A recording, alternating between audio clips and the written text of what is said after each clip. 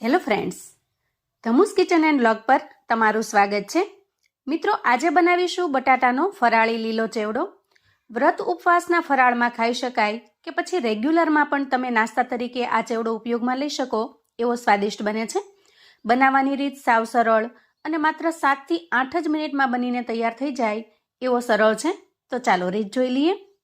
બટેટાનો ફરાળી લીલો ચેવડો બનાવવા માટે સૌથી પહેલા આપણે અહીંયા 2 મીડિયમ સાઇઝના બટેકા લઈશું અને આ બટેકાને મેં ધોઈ ચોખ્ખા કરીને જ લીધેલા છે. અને ત્યાર પછી આપણે બટેકાની ઉપરની છાલ ઉતારી લઈએ. તો મોટે ભાગે વ્રત ઉપવાસમાં આપણે બજારમાંથી તૈયાર ચેવડો લાવી અને ફરાળમાં લેતા હોઈએ, પણ આજે આપણે જે ચેવડો બનાવીને તૈયાર કરીશું એ એકદમ બજાર જેવો જ બનીને તૈયાર થાય છે. અને ટેસ્ટમાં તમે જેવો ફાવે એવો ટેસ્ટ પણ રાખી શકો છો, કેમ કે બજારનો ચેવડો લાવ્યા પછી ઘણી વખત આપણને એમાં ગળપણ વધારે લાગે અથવા તો તીખાશ વધારે લાગતી હોય છે. જ્યારે આ રીતે બનાવેલા ફરાળી ચેવડાની અંદર તમને જેવો ફાવે એવો ટેસ્ટ તમે બનાવીને તૈયાર કરી શકો છો. આ રીતે આપણે બંને બટેટાની છાલ ઉતારી અને તૈયાર કરી લીધા છે. હવે આપણે આ રીતે પાણીથી ભરેલું કોઈ મોટું વાસણ લઈએ અને ત્યાર પછી બટેકાને ખમણવા માટે ખમણી લઈએ. તો આજનો ફરાળી ચેવડો બનાવવા માટે આ રીતે આપણે મોટી ખમણી પસંદ કરવાની છે. અહીંયા તમે જોઈ શકો છો, જો આ એકદમ ઝીણી છે, આ એનાથી થોડી મોટી છે, પણ આપણે આ રીતે જે એકદમ મોટા લચ્છા બને એ ખમણી પસંદ કરવાની છે. ખમણીને વાસણની અંદર સેટ કરી આપણે બટેકાને ખમણી લેવાનું છે. અહીં બટેકાને આપણે આ રીતે સીધા જ પાણીની અંદર ખમણીને તૈયાર કરવાના છે, જેથી એ કાળા ન પડી જાય અને બટેટાની જે ચિપ્સ છે એ એકદમ સરસ સફેદ તૈયાર થાય. હવે આ રીતે ખમણીને તૈયાર કર્યા પછી આપણે આ જે ગંદુ પાણી છે એ પાણી કાઢી લઈશું. હવે પાણી કાઢી લીધા પછી ફરી આપણે એમાં પાણી ઉમેરીશું અને આ રીતે 2 થી 3 વખત જ્યાં સુધી પાણી એકદમ ચોખ્ખું ન થાય ત્યાં સુધી એને ધોઈ લઈશું. હવે જુઓ, અહીંયા બટેટાના છીણને મેં અંદાજે 4 થી 5 વખત સરસ રીતે પાણીથી ધોઈ લીધું છે અને હવે આપણે એમાં ઠંડુ પાણી ઉમેરીશું. આ રીતે ઠંડા પાણીની અંદર છીણને રાખવાથી એકદમ સરસ કડક થઈ જશે. 5 મિનિટ સુધી આપણે ઠંડા પાણીની અંદર છીણને રાખીશું. અંદાજે 5 મિનિટ જેટલો સમય થયો છે. તો આ રીતે કોઈ સ્પાઈડર જારો અથવા તો કોઈ પણ જારો લઈ લેવાનો, અથવા તમે કોઈ સ્ટેનર પણ લઈ શકો છો અને આ બધી જ ચિપ્સને આપણે એમાં ટ્રાન્સફર કરીશું અને પાણીમાંથી બહાર કાઢી લઈશું. આમ કરવાથી એના અંદરનું જે બધું જ એક્સ્ટ્રા પાણી છે એ નીતરી જશે. હવે આપણે આ છીણને કોઈ કોટનનું કપડું પાથરી આ રીતે છૂટી પાથરી દેવાની છે. ચિપ્સને સુકવતા બિલકુલ વાર નહીં લાગે. પંખા નીચે સૂકવી દેશો તો આરામથી 10 થી 15 મિનિટમાં સરસ રીતે સુકાઈ જશે. અહીંયા અંદાજે 10 મિનિટની અંદર પંખા નીચે આ જુઓ, છીણ એકદમ સરસ રીતે સુકાઈ ગયું છે. તો આ રીતે તૈયાર થયેલા છીણને આપણે એક પ્લેટમાં લઈ લઈએ. તો જુઓ, છીણને આ રીતે હાથમાં લેતા એકદમ સૂકી લાગે, હાથમાં બિલકુલ પાણી પણ ન આવે અને આ રીતે એકદમ છૂટી થઈ જાય એ રીતે આપણે પાણીને સૂકવી લેવાનું છે.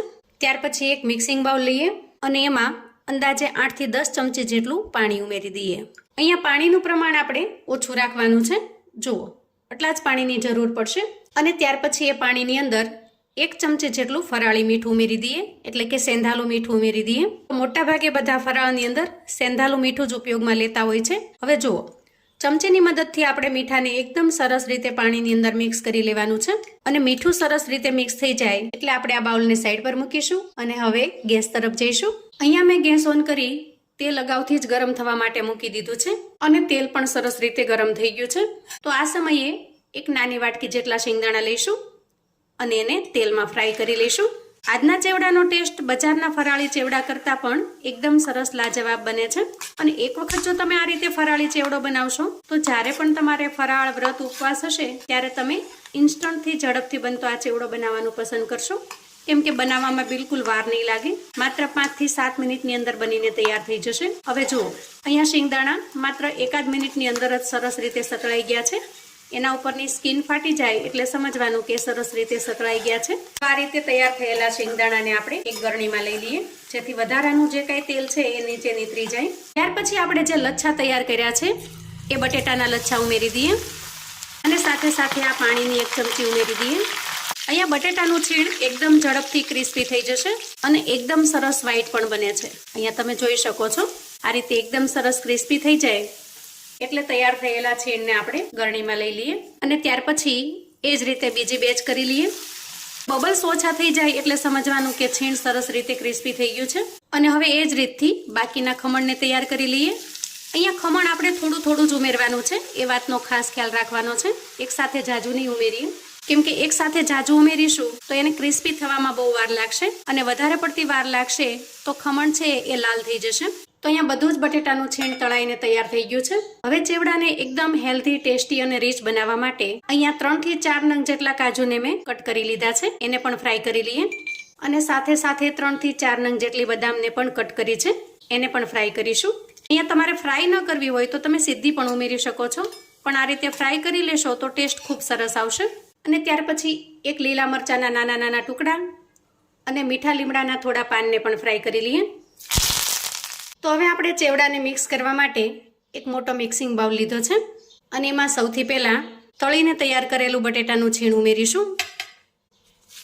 ત્યાર પછી શિંગદાણા ઉમેરી દઈએ, તૈયાર કરેલું ડ્રાયફ્રૂટ્સ ઉમેરી દઈએ.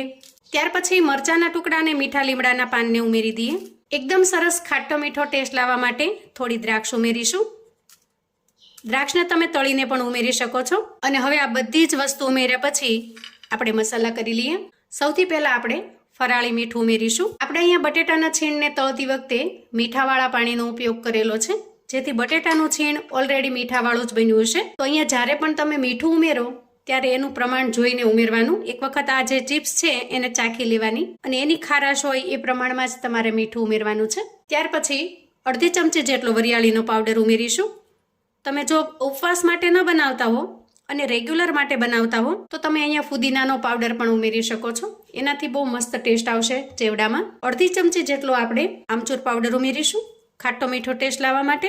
ખાસ કરીને બજારના જે ખાટા મીઠા ચેવડા હોય છે એમાં પણ આમચૂર પાવડરનો ઉપયોગ થતો હોય છે.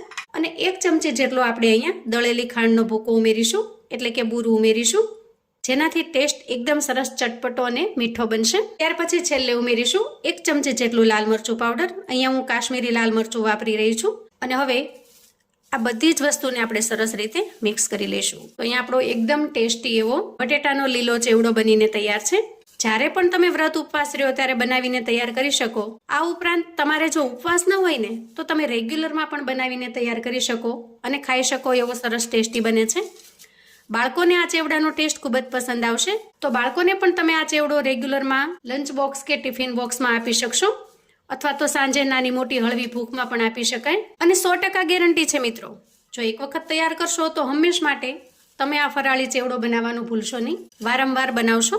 તો આવું અવનવું જાણવા માટે અને મને સપોર્ટ કરવા માટે ચેનલ પર જો તમે નવા છો તો પ્લીઝ ચેનલને સબસ્ક્રાઈબ કરજો. વિડીયો ગમે તો લાઈક અને શેર કરજો. તમારા સગા સંબંધી મિત્રોને પણ આપણી આજની એકદમ ટેસ્ટી એવા ફરાળી લીલા ચેવડાની રેસિપી ચોક્કસથી મોકલી આપજો, જેથી એ લોકો પણ બનાવીને તૈયાર કરી શકે, એન્જોય કરી શકે અને એના પરિવારને પીરસી શકે. કોમેન્ટમાં મને ચોક્કસથી જણાવજો મિત્રો કે આજની આ ફરાળી ચેવડાની રેસિપી તમને કેવી લાગી છે. ફરી મળીશું એક નવી રેસિપી સાથે. ત્યાં સુધી આવજો મિત્રો.